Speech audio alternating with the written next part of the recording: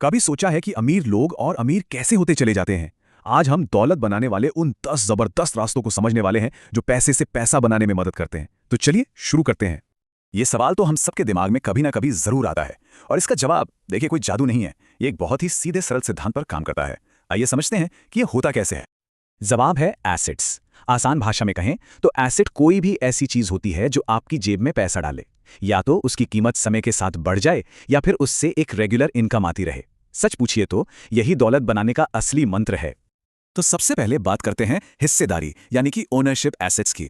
इसका मतलब बहुत सीधा है, किसी कीमती चीज का एक हिस्सा खरीद लेना। अब वो चाहे कोई कंपनी हो, कोई प्रॉपर्टी हो या फिर अपना ही कोई काम हो। इसका सबसे कॉमन एग्जाम्पल है शेयर मार्केट। जब आप किसी कंपनी का एक शेयर खरीदते हैं तो आप असल में उस कंपनी के एक बहुत ही छोटे से हिस्से के मालिक बन जाते हैं। अब अगर कंपनी को फायदा होता है तो वो अपने मालिकों को यानी आपको मुनाफे का एक हिस्सा देती है। इसे डिविडेंड कहते हैं। और हाँ, जैसे जैसे कंपनी आगे बढ़ती है आपके शेयर की कीमत भी ऊपर जाती है। यहां देखिए इन तीन ओनरशिप एसेट्स की एक सीधी सीधी तुलना। शेयर्स आपको ग्रोथ और डिविडेंड दोनों दे सकते हैं, पर हाँ, बाजार के उतार चढ़ाव का रिस्क तो रहता ही है। वहीं रियल एस्टेट से किराए के तौर पर एक स्टेबल इनकम आती है, लेकिन उसके मैनेजमेंट में काफी वक्त और मेहनत लगती है। और फिर आता है अपना खुद का बिजनेस, जो सबसे ज्यादा मुनाफा दे सकता है, पर उसमें वक्त, पैसा और फेल होने का रिस्क भी सबसे ज्यादा होता है। अच्छा, अगर सीधे किसी एक कंपनी के शेयर में पैसा लगाना थोड़ा डरावना लगता है तो म्यूचुअल फंड एक बहुत ही बढ़िया रास्ता है। इसे एक टोकरी की तरह समझिए जिसमें बहुत सारी अलग अलग कंपनियों के शेयर्स रखे होते हैं। इससे क्या होता है, आपका जो रिस्क है वो अपने आप बढ़ जाता है। जो लोग अभी शुरुआत कर रहे हैं उनके लिए ये एक बहुत ही स्मार्ट तरीका है। और देखिए, आज के डिजिटल जमाने में हमारे पास एकदम नए तरह के ओनरशिप एसेट्स भी हैं। सोचिए, किसी ने एक ऑनलाइन कोर्स बना दिया या एक ई बुक लिख दी या कोई सॉफ्टवेयर बना लिया, तो बस एक बार की मेहनत के बाद लंबे समय तक रॉयल्टी या बिक्री से पैसिव इनकम कमाई जा सकती है। मतलब ऐसी इनकम जिसके लिए बार बार काम नहीं करना पड़ता। चलिए अब बात करते हैं दूसरी कैटेगरी की, उधार देने वाले एसेट्स। यहां आप मालिक नहीं बनते, बल्कि अपना पैसा किसी को उधार देकर उस पर ब्याज कमाते हैं।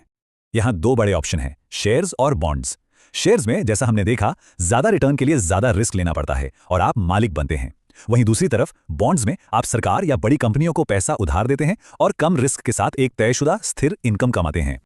उधार देने का एक नया और मॉडर्न तरीका है पीयर टू पीयर लेंडिंग यानी P2P। इसमें ऑनलाइन प्लेटफॉर्म के जरिए सीधे दूसरे लोगों या छोटे बिजनेस को पैसा उधार दिया जा सकता है। इसमें रिटर्न तो ज्यादा मिल सकता है, पर हाँ, ये रिस्क भी रहता है कि उधार लेने वाला पैसा लौटा ना पाए। और क्या आप जानते हैं कि सबसे आसान और सबसे कॉमन उधार देने वाला एसेट कौन सा है? वो है हम सबका सेविंग्स अकाउंट, खासतौर पर हाई यील्ड सेविंग्स अकाउंट्स। मानते हैं कि ये बहुत ज्यादा रिटर्न नहीं देते, लेकिन यहां पैसा एकदम सेफ रहता है और जब भी जरूरत हो तुरंत मिल जाता है।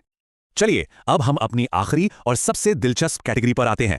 इसमें वो एसेट्स हैं जो हमारे निवेश को सुरक्षा देते हैं, और एक ऐसा एसेट भी है जो शायद इन सब में सबसे ज्यादा पावरफुल है। सोना ये एक क्लासिक सेफ्टी एसेट है। जब भी इकोनॉमी में कोई गड़बड़ी होती है या महंगाई तेजी से बढ़ती है तो सोने की कीमत अक्सर बढ़ने लगती है। ये एक सुरक्षा कवच की तरह है जो पूरे पोर्टफोलियो को स्थिरता देता है। 10 गुना, ये नंबर क्या है? आखिर किस इन्वेस्टमेंट पर इतना रिटर्न मिल सकता है? क्या ये कोई सीक्रेट स्टॉक है या कोई नई क्रिप्टो करेंसी? नहीं, ये वो रिटर्न है जो खुद पर अपने आप पर इन्वेस्ट करने से मिल सकता है। जी हाँ, सबसे कीमती एसेट तो हम खुद हैं। कोई नई स्किल सीखना, अपनी पढ़ाई को आगे बढ़ाना या एक मजबूत प्रोफेशनल नेटवर्क बनाना, ये सब ऐसे इन्वेस्टमेंट्स हैं जो किसी की भी कमाई करने की ताकत को कई गुना बढ़ा सकते हैं। और इसका नतीजा क्या होता है? बेहतर नौकरी और बेहतर मौके। तो हमने अब तक 10 अलग अलग तरह के एसेट्स देख लिए हैं, लेकिन इन सबको एक साथ लाकर एक कामयाब स्ट्रैटेजी कैसे बनाई जाए, इसके लिए सिर्फ एक सुनहरा नियम है जिसे समझना बहुत जरूरी है। तो वो सबसे जरूरी नियम है विविधीकरण यानी डाइवर्सिफिकेशन।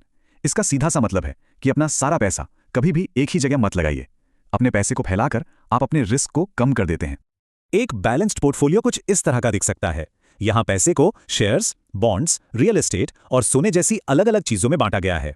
तो अगर कभी एक चीज अच्छा परफॉर्म नहीं भी कर रही है तो दूसरी चीज नुकसान को संभाल लेती है। रिस्क को मैनेज करने का यही सबसे स्मार्ट तरीका है। तो इन 10 रास्तों को जानने के बाद अब सवाल यह है कि यह सफर शुरू कहां से होगा?